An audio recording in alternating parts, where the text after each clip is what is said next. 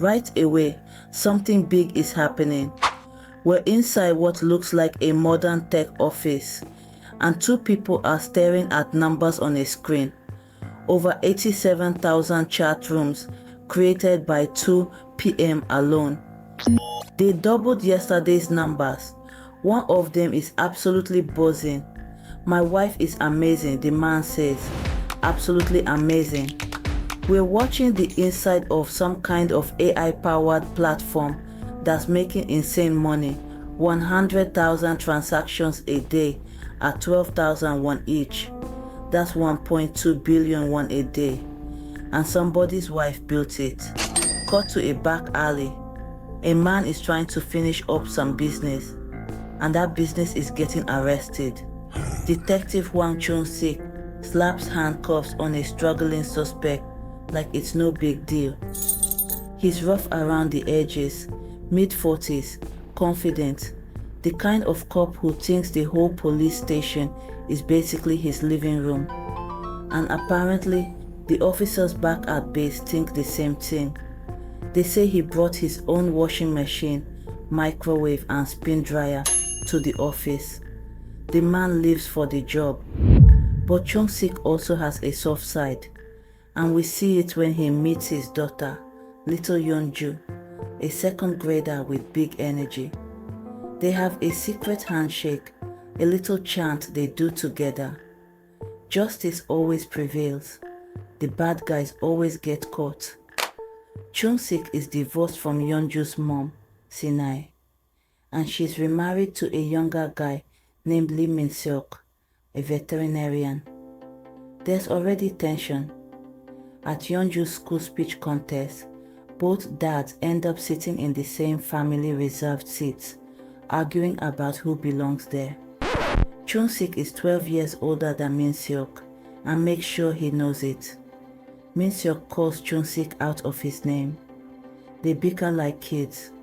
It's funny but also awkward.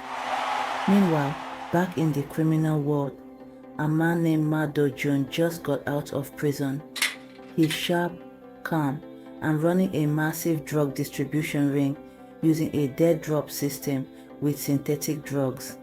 He's taken over Incheon while Chung-sik was focused elsewhere. The police, after a 2-year operation, finally raided Ma Do-jun's drug factory. They find 7 boxes of synthetic drugs disguised as IT equipment, enough for 10,000 users, worth 1.2 billion won. They catch Ma Do-jun. Chung-sik gets the collar. Big win, or so it seems. But here's where things get complicated. Another criminal just stepped out of prison at the same time. A guy named Kim Yong-gang, also known as Dookie Gang, among the police. They caught him hiding in a septic tank once. Is that kind of nickname? Yong-gang walks straight up to Ma Do-jun's operation and proposes a partnership. Ma Do-jun basically laughs him out of the room and tells him to start fresh. So Yong-gang decides to crash a police transport vehicle to ambush Ma Do-jun during transfer and get revenge. And this is where you really need to pay attention, because the movie is about to flip everything upside down. If you're enjoying this recap and you love movies full of action, comedy, and wild plot twists, hit that subscribe button right now. We drop new movie recaps every week, and you don't want to miss what's coming next in this one. So Chung-sik gets a call. Unknown number. A woman's voice, cold and calm. She says, "We have your wife and daughter. She wants one thing, bring back her husband Ma Do-jun or Yeonju, and Sinai will suffer, one finger at a time." Chung-sik freezes. Sinai and Yeonju were on their way to Yeonju's school speech contest, stopped at a pharmacy, and now they're gone. He rushes to Min-seok, the current husband, and tells him what happened. Min-seok refuses to stay behind. He tells Chung-sik something that stops him cold. Sinai is 3 months pregnant. They are expecting a baby. Chung-sik doesn't say much. He just says, "Damn it." and the two of them get in the car together. So now you have two men who both love the same woman, one her ex-husband, one her current husband, teaming up to save her, and they absolutely cannot stand each other. They find Sinai's abandoned car near the pharmacy. There's no sign of them until Chunsik's phone rings again. It's Sinai's voice. He's coded their past conversations with drink types, beer, soju, whiskey, and Sinai says the code word Baiju. That means she's in serious danger but alive. The kidnapper comes back on and gives the instruction. Bring Ma Dojun by 9 p.m. Now here's the problem. Ma Dojun is in police custody, about to be transferred to prosecution. Once that transfer happens, getting him out legally is impossible. So Chung-sik comes up with a plan that would get any other cop fired. He's going to orchestrate a stage crash on the prison transport vehicle himself, pull Ma Dojun out, and use him as a bargaining chip to get his family back. And Min Seok, the vet, is going to be the one who rams the van with his clinic vehicle. Min Seok brags that he's practically an F1 racer who does extreme sports. Chung-sik is not impressed, but he tells Min Seok the exact physics of the crash. Hit the van at 90 kilometers per hour, handbrake turn at a 37-degree angle, impact exactly 21 centimeters above the rear wheel to flip it at 135 degrees, no injuries. Min Seok shows up in his veterinary clinic van. The crash works, sort of. The van flips. Chaos everywhere. Officers down. Chung-sik grabs Ma Do-jun in the confusion. The police back at the station are watching security footage and can't figure out what's happening. Who ambushed the transport? They see a vet's van. They think it might be a gang war between Yonggang and Ma Do-jun. Nobody suspects Chung-sik yet except his chief, who slowly starts putting pieces together. Now picture this, a narcotics detective, a veterinarian, and one of Korea's biggest drug lords, all jammed into a small clinic van, speeding through the streets of Incheon. Ma Do-jun acts like he owns the road. Yonggan's guys are tailing them. Chung-sik is trying to figure out where his family is. Min Seok is trying not to crash, and nobody is really in charge. The car chase is pure chaos. Min Seok pulls stunts that almost get them all killed. He drives off a wall in what he casually calls a level 1 drift. They nearly flatten a stray cat. They end up spinning, reversing and going the wrong way. Eventually the van crashes for real, and Ma Do-jun makes a run for it. Both Chung-sik and Min Seok go after him, stumbling through alleys, and then out of nowhere, Kim Yong-gang and his gang show up.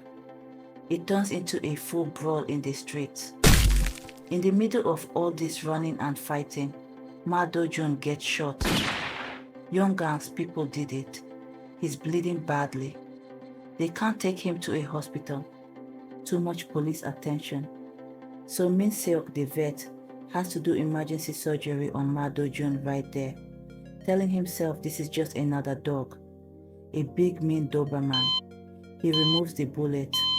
Ma Do-jun goes into post-op shock. They do CPR, mouth to mouth. Blood transfusions are considered. It's messy and stressful, and somehow kind of hilarious. While this is happening, Chung-sik quietly calls his chief, codename Owl, and asks for 3 hours. He says if you don't hear from me within that time, send word to the location in my scheduled text. The chief isn't happy but agrees. He knows Chung-sik. His team rallies around him. If we can't trust Chung-sik, who can we trust? Meanwhile, Sinai is being held captive with Yeonju. The kidnapper is Ma Do-jun's wife, a woman named Hairan. She's smart, ruthless, and deeply devoted to her husband. She finds out that Sinai's husband, who arrested Ma Do-jun, is actually the ex-husband, and the current husband is a special forces trained doctor, which turns out to be a total lie that Min Seok made up. Sinai tells her bluntly, "You messed with the wrong people." Back on the run, Chung-sik and Min Seok have a quiet moment in the van, waiting, exhausted. Min Seok tells the story of how he met Sinai. She came into his clinic on its very first day, carrying a bleeding stray dog she'd found on the street, tears in her eyes. Everyone else had walked past it, not Sinai. Min Seok says, "In that moment I fell in love. Because love is like a car accident, it hits you suddenly." Chung-sik is quiet for a second. Then he admits she was always nagging him about car accidents. Turns out she caused one herself, a metaphorical one. Then Young-gang calls. He has Sinai too now, meaning both the drug lord's wife and the gang leader are holding hostages. He tells Chung-sik to bring the AI program, Nabi, to Warehouse 3 at Yonnan Pier. Because here's the thing nobody mentioned yet. Inside Ma Do-jun's old drug factory, the police found something hidden, a GPU, a graphics processing unit containing an illegal AI program called Nabi. Ma Do-jun's wife built it. It can create tens of thousands of transactions automatically. It's worth 100 billion won. That's why everyone wants it. Smart little Yeonju, meanwhile, manages to escape during the confusion at the warehouse.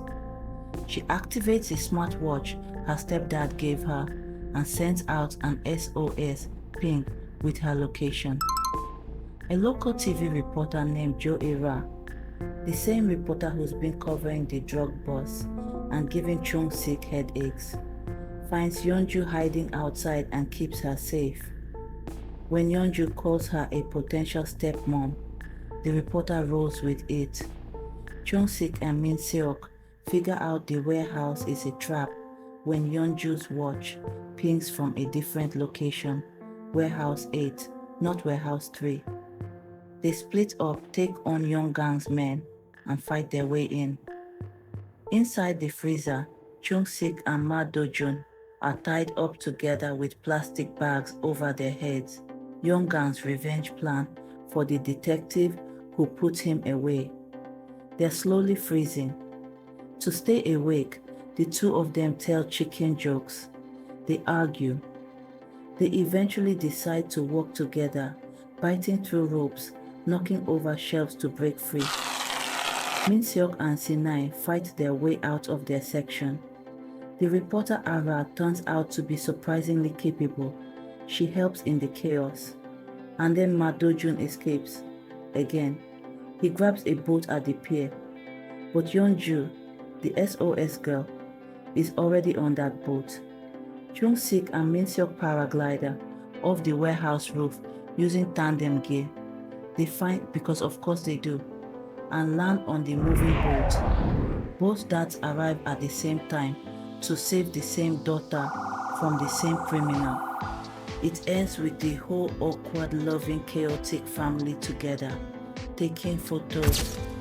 The reporter Jo Ara is there too, and Chung-sik shows off his famous Kili smile one last time.